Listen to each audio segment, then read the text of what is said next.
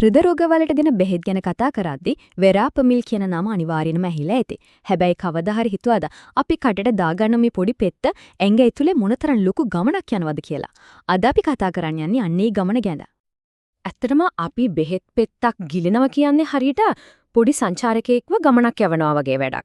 මේ සංචාරකයා බඩේ ඉඳන් ලේනහර දිගේ ගිහින් අන්තිමට එයාට වැඩ කරන්න ඕන තැනටම ඒ කියන්නේ හදවතටම යනවා. ඉතින් අපි බලමු වෙරාපමිල් කියන මේ සංචාරකයාගේ කතාව මොකක්ද කියලා. හරි. ඉතින් මොකක්ද මේ වෙරාපමිල් කියන්නේ? වෛද්‍ය විද්‍යාවේදී මේකට කියනවා non dihydropyridine calcium channel blocker කියලා. හරි. නම ටිකක් සංකීර්ණයි තමයි. ඒත් සරලවම කිව්වොත් මෙහෙමයි.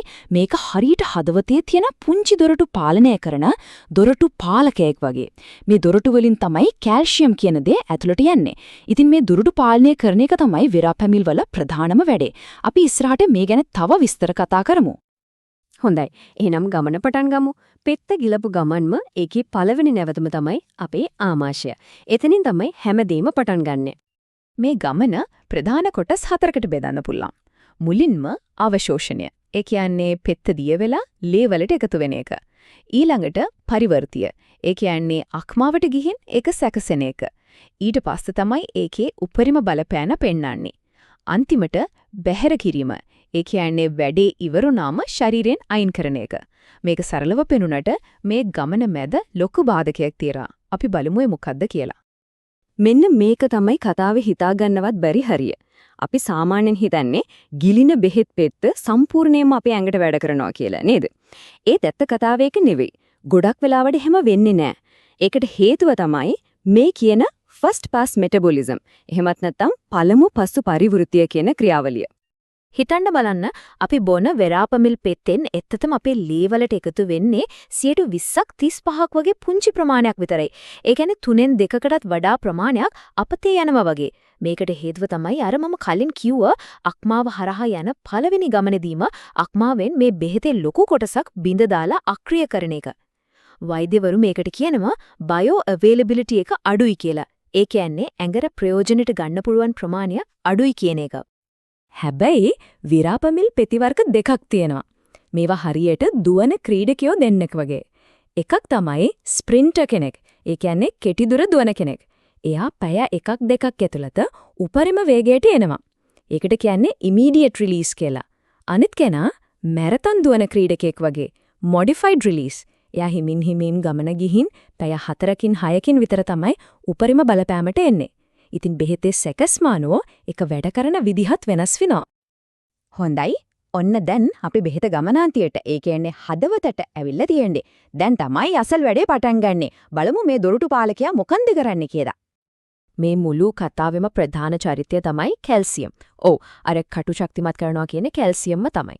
අපේ හදවත ගැහෙන්න, ලේනහර සංකෝචනය වෙන්න මේ කැල්සියම් අත්‍යවශ්‍යයි. ඉතින් වෙරාපමිල් වල ප්‍රධානම ඉලක්කය තමයි මේ කැල්සියම් වල ක්‍රියාකාරීත්වය පාලනය කරන එක. මෙන්න මේකයි වෙන්නේ.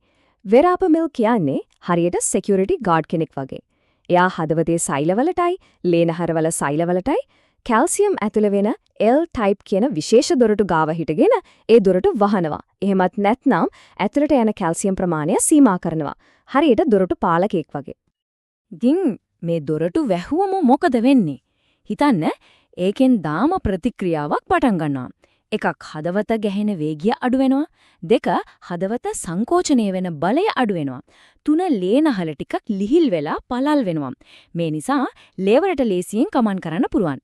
මේ ඔක්කොගෙම ප්‍රතිඵලයක් විදිහට රුධිර පීඩනය, ඒ කියන්නේ ප්‍රෙෂර් එක අඩු වෙනවා. අන්න ඒකයි අධිරුධිර පීඩනයට මේ බෙහෙත පාවිච්චි කරන්නේ. හොඳයි. හැම දෙයකම වගේ මේ බෙහෙතෙත් හොඳ වගේම සැලකිලිමත් වෙන්න ඕන පැත්තකුත් තියෙනවා. අපි දැන් කතා කරමු වෙන්න පුරුවන් අතුරු ආබාධ සහ අවදානම් ගැන. මේකේ තියෙන අතුරු ආබාධ දිහා බැලුවම ඒවා සුලභ, අඩු සුලභ සහ විරල කියලා කොටස් 3කට බෙදලා තියෙනවා. උදාහරණයක් විදිහට මලබද්ධය ඇතිවෙන එක ටිකක් සුලභ දෙයක්. ඒ වගේම හෘද ස්පන්දන වේගය අඩු වෙන්නත් පුළුවන්. හැබැයි අර හෘදය අවහිරය වගේ දරුණු තත්ත්වයන් ඇති වෙන්නේ බොහොමත් කලාතුරකින්. වැදගත්ම දේ තමයි මොනවා හරි අසාමාන්‍ය දෙයක් දැනුනොත් ඒ ගැන වෛද්‍යවරයාට දැනුම් දෙන එක. හරි. දැන් අපි කතා කරමු මේ බෙහෙත කොහෙත්ම ගන්න හොඳ නැති අවස්ථා ගැන. සමහර අයට විරාපමිල් දෙන එකෙන් තියෙන තත්ත්වය තවත් නරක අතට හැරෙන්න පුළුවන්. උදාහරණයක් විදිහට ප්‍රෙෂර් එක ගොඩක්ම අඩු කෙනෙක්ට එහෙම නැත්නම් දරුණු හෘදයාබාධ තත්ත්වයක් තියෙන කෙනෙක්ට මේක සුදුසු නෑ. මේවා තමයි කොන්ට්‍රාඉන්ඩිකේෂන්ස් කියන්නේ. මේ ගැන හරියටම දැනගෙන ඉන්න එක ජීවිත ආරක්ෂාවටත් වැදගත්. ඉතින් මේ හැමදේම එක්ක මේ බෙහෙත පාවිච්චි කරන කෙනෙක්ගේ වගකීම මොකක්ද? මේක තමයි ගමනේ වැදගත්ම කොටස. අපි බලමු මේ බෙහෙත හරියටම පාවිච්චි කරන්න අනුගමනය කරන්න ඕනේ නීති 5 මොනවද කියලා. මේවා හරිම සරල ඒත් ගොඩක් වැදගත් දේවල්. 1. හැමදාම එකම වෙලාවට බෙහෙත ගන්න එක පුරුද්දක් කරගන්න. 2. විශේෂයෙන් අර මොඩිෆයිඩ් රිලීස් පෙතිනම් ඒවා කඩන්නවත්, කුඩු කරන්නවත්, හපන්නවත් එපා. සම්පූර්ණයෙන්ම ගිලින්න ඕන. 3.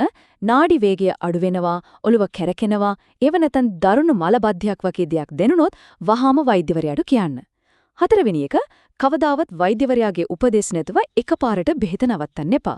අන්තිමට බෙහෙත් පෙති හරියට ගබඩා කරන්න. ආලෝකය තෙතමනිය නැති තැනක තියන්න. හරි. අන්තිමට තව එක පුදුම හිතන ඒත් අතිශයින්ම වැදගත් දෙයක් තියෙනවා. ඒ තමයි මිදියුෂ. Grape fruit juice. මේක ටිකක් අමුති වගේ පේනුනට මිදියුෂ වල තියෙන රසායනික ද්‍රව්‍ය නිසා අපේ ශරීරය වෙරාපමිල් බිඳ දාන වේගය අඩු වෙන්න පුරුම්. එතකොට වෙන්නේ ලේවල බෙහෙත් සාන්ද්‍රවය අනතුරුදායක විදිහට වැඩි වෙන එක. ඉතින් මතක තියාගන්න වෙරාපමිල් ගන්නව නම් ග්‍රේප් ෆෘට් ජූස් වලින් සම්පූර්ණයෙන්ම ඈත් වෙලා ඉන්න. ඉතින් මේ පුංචි පෙත්තක සම්පූර්ණ ගමන ගැන දැන් අපි දන්නවා. මේකෙන් පේනවා අපේ සෞඛ්‍ය සම්බන්ධයෙන් අපි කොයිතරම් දැනුවත් වෙන්න ඕනද කියලා. සමහර විට ඊළඟවතාවේ වෛද්‍යවරයෙක් හම්බ වුණාම තමන්ට නියම කරපු බෙහෙතක් ගැන අහන්න තියෙන හොන්නම ප්‍රශ්නේ වෙන්න පුළුවන්. ડોක්ටර් මේ බෙහෙත මගේ ශරීරය ඇතුලේ වැඩ කරන්නේ කොහොමද? ඒ වගේම මම මේ ගැන විශේෂයෙන් දැනගන්න ඕන දේවල් මොනවද කියන එක.